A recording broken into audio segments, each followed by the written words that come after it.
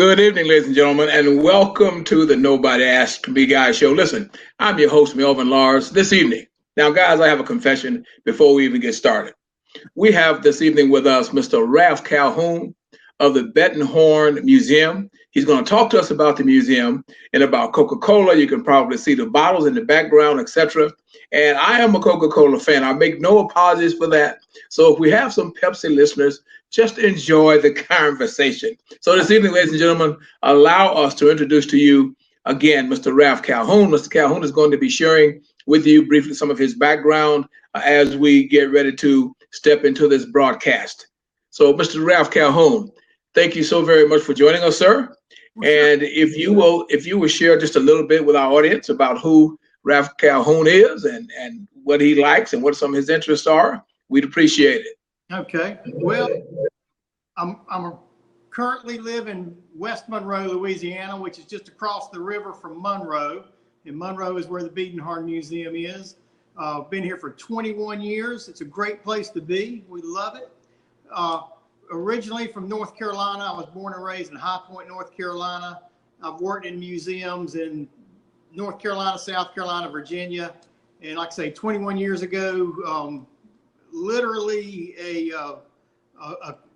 an answer to a prayer, prayed a prayer one day, answer the next day. Somebody called up and said, "Hey, would you like to work in a museum in Louisiana?" First thing I thought was, ain't no way. And I thought, okay, I tried to help you out, so you better at least.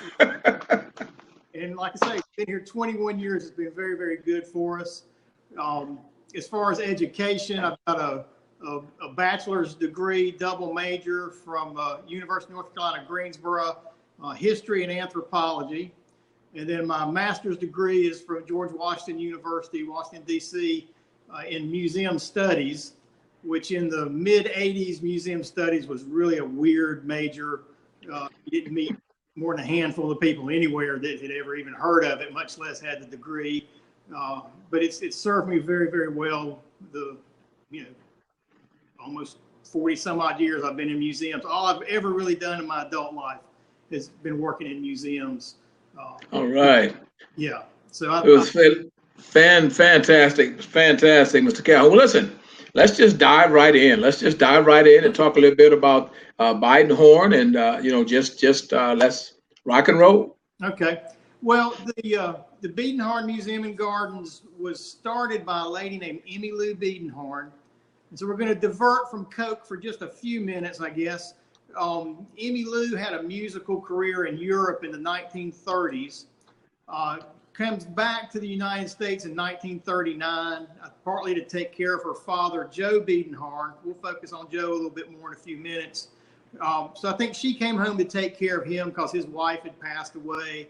But then he wanted her to come home because 1939, World War II is definitely on the horizon. I've got 4 daughters. If they were there in 1939, I'd want them to come back. So he was looking out for his girl. And she came home, and I think she wanted to share some of the things she had seen in Europe with at least the people of Monroe, Washita Parish, the northern part of Louisiana. I don't know how far out her vision went, but she wanted to do that. And she did it in 3 ways to start with. She expanded her garden from a place that had chickens and, tomato plants and peas to a very, very beautiful formal English garden. So we have that. She had an incredible Bible collection. So she started what she had hoped would be a research center. It really morphed into a Bible museum, which is excellent. Someday we come back and talk just about the Bible museum. And then her home, which is very elegant. She opened her home up. So the home, the garden, and the Bible museum were open for a number of years to the public. We had this very good Coca-Cola collection. Finally, about 12 years ago, we opened the Coke Museum in a former residence, kind of on the other end of a block from Emmylou's home. And we've been, thousands of people every year come through to see our Coke collection. We have, when you come through, there's a 1924 or earlier Model T Coca-Cola delivery truck. Wow. Take a look at. And then we have someone who does a kind of a first-person interpretation of the bottling of Coca-Cola. We call them soda jerks. So they're behind a soda fountain, and that's where I'm sitting behind right now. And you see the glasses and things behind me. Yes. That's what we are as a museum, I guess. Wow. Wow. You know, as you share that and you talk about that garden and how beautiful it is, I know I haven't personally seen the garden, but I know the pictures that are up on the Facebook site. The garden is absolutely gorgeous. Wonderful. Yeah. Yes. They're beautiful. And you know, as you talk about World War, the World War being laid out there, I know you say you have 4 daughters, and with the onset of war coming and Coca-Cola, is there a connection between that? I mean, not Coca-Cola causing the war, but I mean, Right. was Coke coming to the horizon during that time? Were they already here? It was definitely here. There are a few, I think, I don't even call them important Coca-Cola stories as far as the war effort goes. And I may get it wrong, but I think it was Eisenhower who said he wanted the boys in the trenches or wherever they might be to be as comfortable as possible. And one of the things that he requested was Coca-Cola. Is that right? He wanted those guys to be able to go into battle, and when they came back to wherever it was that they were able to relax, he wanted them to have Coca-Cola. And one of the things that comes with that is I think Coke was able to get more sugar than some other companies could, because sugar was being rationed to make those Cokes to get them to the battlefront. The other thing that did is a positive thing for Coke. I mean, I guess for the soldiers themselves, it was a little bit of home, but also when they come home, they remember Coke. It is a positive thing during that wartime, so they are more inclined to to pick up a Coke as opposed to some other brand when they get back home. So it definitely helped Coke after the war. Another important thing, and this happens before the war, but it happens even, I think, more so during the war, is Coke goes into foreign countries. They want to keep their standards of quality excellent. So they might go into a country that has a poor water supply, and Coke would build a water processing plant, purification plant, so that the water that went into Coke would be pure, and you keep those high standards. And so what happens with that is not only is that water going into Coke, but it's going into the public water supply also. So that was a benefit for poorer countries that didn't have that water for purification that Coke brought into those countries. And I don't hear that story very often, but it is in print. You'll see it. You can. I mean, I think that's a great benefit that a lot of people receive. They may have never drank a Coke, but they had that water that was pure. And even today, pure water is something that's desperately needed. And once you have it, it's a boon for your area as far as health and things go. Yeah.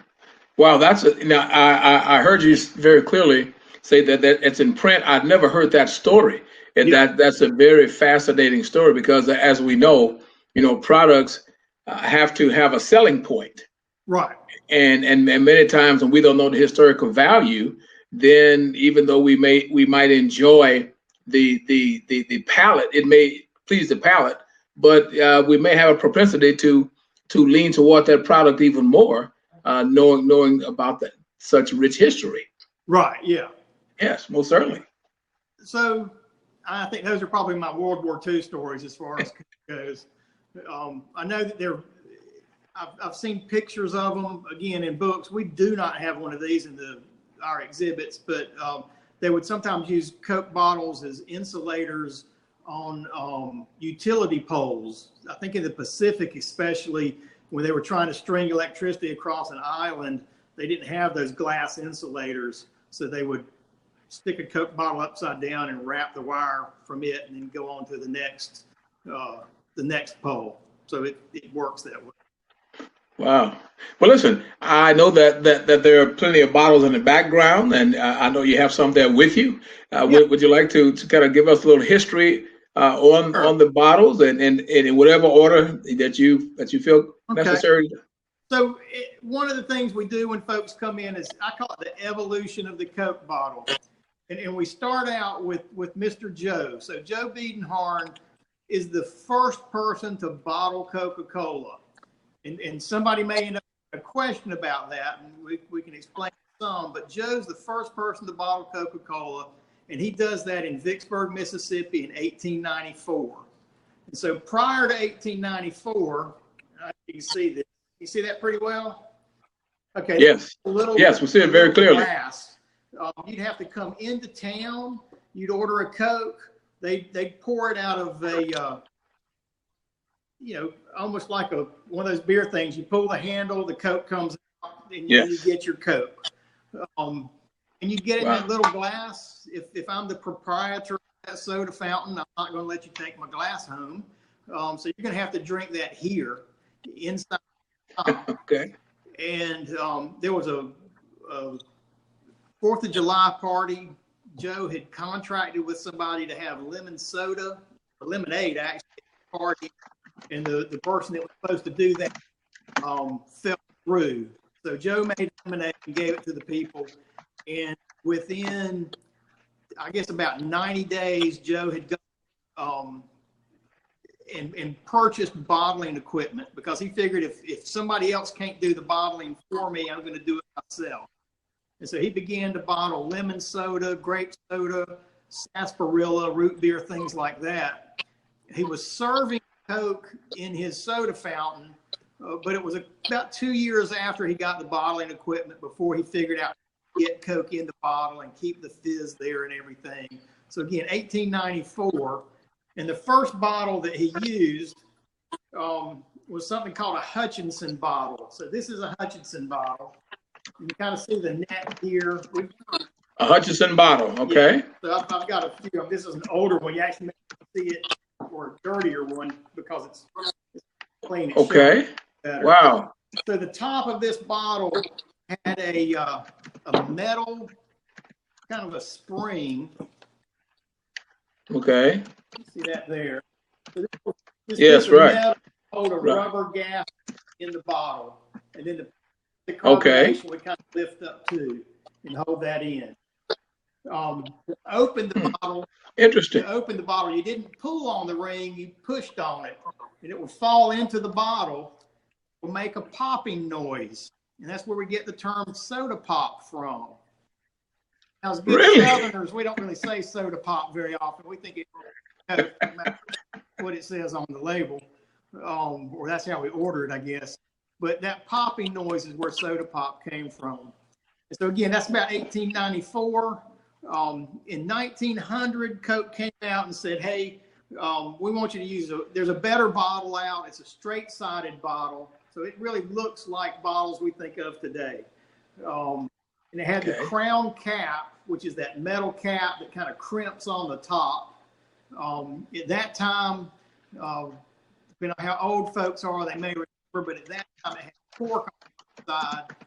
Later you get plastic, but a cork cap. And it held carbonation in the bottle very well. This bottle was a safer bottle. The Hutchinson bottles tended to be, the thickness of the glass would vary, and they would explode sometimes when you had them under pressure. So you would see bottlers, and they would wear a face mask and sort of a leather apron that would look like an umpire's apron or an umpire's vest in a baseball game. So if that bottle exploded while they were filling it, the glass went in the vest and not in them. So that's just a safety deal. So turn of the century, 1900, they go to this straight-sided bottle. Sometimes those bottles would have a paper label. So you can kind of see the paper label on this one. This is a repro. Yes. And then sometimes they would just have they'd be embossed. So you'd have the raised lettering. Yes. So if I had raised lettering on there, I could always tell that was a Coke if I read it. But if it had just the paper label and they stored them in basically coolers that were just ice and water, that label would come off. And if I just have a plain old bottle, all I know is it's cola. I don't know what cola it is. And Coke's very popular. You know, this is the early 1900s. And they're imitators out there. So there are people who are making labels that look like Coke labels, and they're using names that might be Coca-Cola or Coca-Cola with K, or some lettering differences. And Coke would actually send lawyers out and say you have to cease and desist, and usually folks would probably come back with something else a few weeks later, but they would stop them as much as they could. And then in 1915, Coke said, "Look, we got to put a stop to this as well as we can." And they said, "We've got a unique drink. Let's get a unique bottle." So in 15, they have a contest, and the bottle that wins is not quite the Coke bottle we think of today. This was done by a company called the Root Bottling Company out of Terre Haute, Indiana, and this is a repro. As far as I know, there are only 2 of these bottles in existence. One is in Atlanta, and the other one, I don't know where it is. I tell people if I had it, I wouldn't tell you. I don't have it, but if I did, but we don't. So this bottle, though, never went into production. It was a little bit fat through here, so it didn't fit in the bottling equipment that well. So that's 1915. I say they gave it a diet, and then came back to what I think of as the traditional Coca-Cola bottle. 6.5 ounces in this Coke bottle, and they stay true to 6.5 ounces forever, it seems like. And so the bottle, very few changes with this bottle over time. 1916 on into really the 70s and 80s, you're still getting basically this same bottle. Ask questions if you got them, I guess. Well, John, you know what? Since we take a brief pause, I want to welcome some of our guests. We have Brother Ross Slacks, who's you guys are neighbors, and I'm glad he's here. And also Dre is here with us, and Big Bad Brad. And Ross has already joined us on screen, and I want to share with Dre or Big Bad Brad if they wanted to come on and FaceTime and ask any questions of Brother Calhoun. Feel free to hop on. I'm sure you guys find this information as interesting as I do, because I had no idea all of this ingenuity was going into making a bottle. So please continue. There's a lot more to it. So in the 1950s, Coke had tried a number of times to paint bottles instead of doing the embossing, and it was not in the 1950s that they really came up with a paint that would stay on the bottle. So, at that point, you start seeing bottles that have paint, or maybe they're embossed as you go through. And then really by the early to mid 80s, you see less and less glass, and it really moves over to plastic. One of the wonderful things, if you come to the Biedenharn, is we still sell Coke for a nickel. We've got 3 5 cents. Yeah. Wow. It costs me a whole lot more than a nickel to buy that Coke, but we'll sell it for a nickel. But you get it in a bottle that's a little bit different. So this is, and you can buy these at a lot of local stores now. You can get a 6-pack of Coke. They will run you $6 or more these days. So it's a slightly different bottle. The shape is still that classic contour bottle. It's smaller. Let's get it up here too. It's a smaller bottle, maybe a 1/4 to a 1/2 inch. But interestingly, even though it's smaller, it holds more. So it actually is an 8-ounce bottle that you get now, and not the 6.5 ounce. Okay. But also, Ralph, I forgot to mention Kathy as well. She's here with us. And I think Ross had a question. So, Brother Ross, go right ahead with your question, sir. Well, hey, Ross, hi, Ralph. We're supposed to meet on Monday, aren't we? Yeah, we're going to meet Monday. As a matter of fact, I'm on vacation now, so I'm not going to stay on. But I just wanted them to realize not only do you have a Coke museum, but you have probably the best Bible museum in the United States. And I don't know if he's going to get to talk about it, but if he doesn't, he needs to bring you back, because it is really intriguing. What you have here is a treasure. It's probably the #1 museum in Monroe, in the surrounding area, and we all try to emulate you and follow you. And congratulations for being on this, because you have done a great work. And Ross is the director at our African American Heritage Museum. They do a great job too. They have a wonderful building, and just lots of good stuff there. Well, thank you. Now, Ross has been kind enough. He's going to join us next week. Okay. And he's going to share about sir. Good. Okay. So listen. But anyway, go ahead, Ross. I just wanted to let everybody know about the Bible Museum also, because you have a wonderful facility, and I hope everyone takes advantage of this and contact you. And I'm on vacation, so I'm just going to get off now and just watch. Well, thank you very much. Thanks for coming. I love the Coke Museum. The Bible Museum is very, very near and dear to my heart. I spend a lot of time down there, and it really is. We'll need to come on another day and take you through that. Listen, you are welcome to return at any time. There is an open invitation extended, and you're welcome to come on at any time. But listen, let me ask you. I want to get back to these exploding bottles. Now, that I mean, everything that you are sharing obviously interests me, and I'm sure it interests our guests as well. I guess I should put my glasses on so that I can see. I think Brad was asking a question or making a comment. Brad, Brad, and we're just saying nice. But again, allow me to offer the gentleman the invitation. If they'd like to grab these two spots, or Kathy would like to grab one of these spots, feel free to do that. But as you were discussing with us earlier about the exploding bottles, was it the material that was used in the bottle, or was the bottle just too thin? Or my understanding is that they tended, and I guess some of this was just the production of the glass itself. You would see more bubbles in there, and there's no way you can see them. But this older bottle, I don't know. I mean, you may be able to tell there's a bubble there. Yeah, you can kind of see. Yeah. There's also a lot of smaller ones. So that means you've got thinner glass surrounded by thicker glass, and just the pressure that would be under. And I'm thinking, in the late 1800s, there's probably a much less control on those valves as far as getting the pressure in there. So if you overpressured it, it would go. And I don't know that I've ever fully understood this, but they shipped them upside down, pointing down. And I think that was partly if the cap went out, it would shoot down instead of just getting all over everybody. So it's kind of interesting. I guess the other part with that is, we don't always talk about this, but y'all are friends now. If this sits on for a long time, you can get dust, maybe even small insects and stuff in there.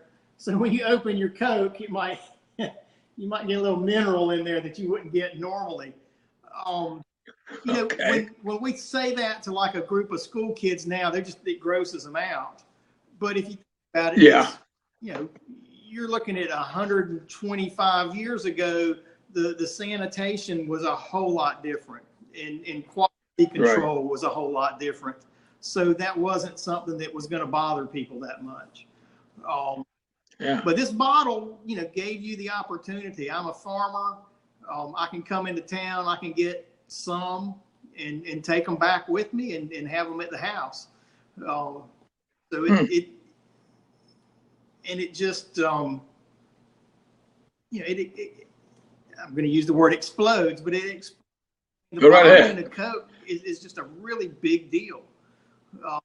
And other companies follow suit pretty quickly. I mean, there were other soft drinks already, but it's really what gets Coke to the popularity that it was, because it wasn't unpopular in soda fountains, but once you could take it home, that popularity just grows by leaps and bounds. Yeah. Well, listen, is there one bottle that seemed to have been the more popular bottle of the different? I know you made different transitions in the bottles for safety reasons, and that is there one that seemed to be the most popular bottle of Coke? I think it's the one that comes out in 1916. And it may change a little bit over time, but not much. It gets they renew the copyright a few times. But if you're driving down the highway and you see a Coca-Cola ad now, maybe 80% of them, they're not drinking out of a can. They're not drinking out of a plastic bottle. They've got one of these in their hands. It is so iconic that that's what they still advertise with that, and they don't even produce that bottle in the U.S. anymore. You get it. Wow. I mean, here's a plastic bottle, but if you look on the plastic bottle, that little red circle, inside that red circle is that classic Coca-Cola bottle. On the plastic, they've got the old glass bottle. It's so much part of who they are. Okay, and speaking of bottling, I've always wanted to ask that question. I told you, being a Coca-Cola fan to begin with, I was livid when they changed the ingredients and switched up and then went back to classic. I don't know if you can talk about that or not, but can you share what was the mindset behind? I mean, I know you're not in marketing, but I don't work for the Coke. I didn't work for the Coke company then. I don't work for the Coke company now. New Coke was on the market, for 79 days. So it didn't even make it to 100 days. It was actually, this is funny. I try not to talk about Pepsi. At the museum, we say Pepsi is a 4-letter word. But New Coke, as I understand it, was a direct result of Pepsi being a whole lot sweeter. And at the time, Pepsi was doing this Pepsi challenge. And you can read a lot of articles about whether Pepsi really was winning the challenge all the time, or if they only reported on the times it won and they didn't report on the times it didn't win. And so Coke went sweeter, and people just didn't like it. No, I didn't. There are even people that say it was on purpose. I mean, yes, there's a few different little conspiracy theories out there about why. It may truly be, I hate to talk bad about Coke, it may truly be one of the biggest marketing blunders of all time. And it's, when was that? The early 80s, and it's still fresh in the mind. It's been a while. Tasted New Coke. It was right. You know what? Speaking of marketing blunders, how huge was the Mean Joe Green ad? Massive. And it's kind of like I would think it is one of the biggest ads of all time. The one that was real big, if you remember, was the one with all the teenagers on the hillside singing, "I'd like to buy the world a Coke." Was basically the time was maybe a Christmas thing. But the Mean Joe Green ad was massive. If you go to World of Coke in Atlanta, they still show it. It's just one of the things. Is that right? Okay. All right. Well, listen, you have been so gracious to be. I don't want to take up your whole night.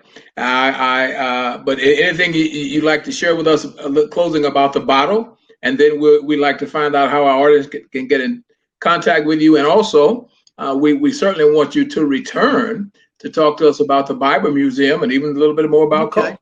But can you share with us some tidbits about the bottling? I guess maybe one thing to kind of go back to Joe Biedenharn for a second. I say he's the first person to bottle Coca-Cola, and that's very much, you can read Coke histories, he's in there. But occasionally you'll run into somebody from Chattanooga, Tennessee, and they had two guys, Thomas and Whitehead, and sometimes they're called the first bottlers. And in some ways, maybe they are, because they had the first franchise to bottle Coke. And to be called a bottler in the soda world, I think you have to have a franchise. So they were franchise bottlers, but Joe was the first person to successfully bottle Coca-Cola. And he does this I guess 5 years before the guys in Chattanooga are bottling. And when they get the franchise, it's basically throughout the U.S. They pay $1 for this franchise, which is incredible. One whole dollar. Whole dollar. Wow. But there's portions of Louisiana and Mississippi that are sectioned off for Joe. And then some of New England, there's a family up there called the Lupton family, and they're bottling also. So those guys, even though they got the U.S., they realized these other two families were already bottling and still had some little territory and all that.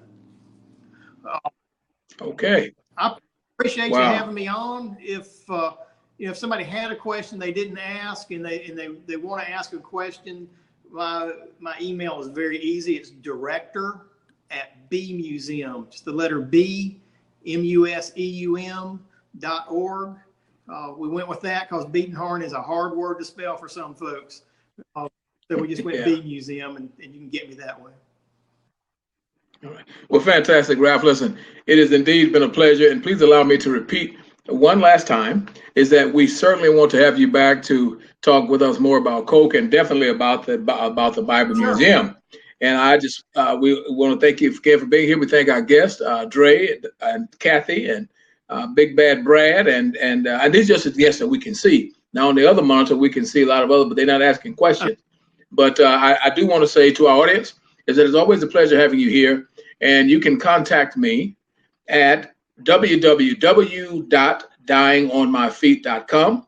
Many of you that come back and watch us, you know I've just authored a book, finished authoring my last book called Mothers and Their Men, an introspective look at mothers rearing their sons. Please go to Barnes & Noble and pick that book up or contact me at that website. And also, guys, if you will go to our YouTube channel and subscribe to our YouTube channel, we'd appreciate it. So, Brother Calhoun, it has been a pleasure. You have done a great job. You definitely kept my interest, and I see a lot of thumbs up going up, and hearts going up while you were talking on my other monitor here. So we just want to share that with you. So we want to wish you good night and enjoy your Friday night, and you and I will certainly be talking again. Great. Thank you very much, Melvin. We'll talk to you later. Have a great day.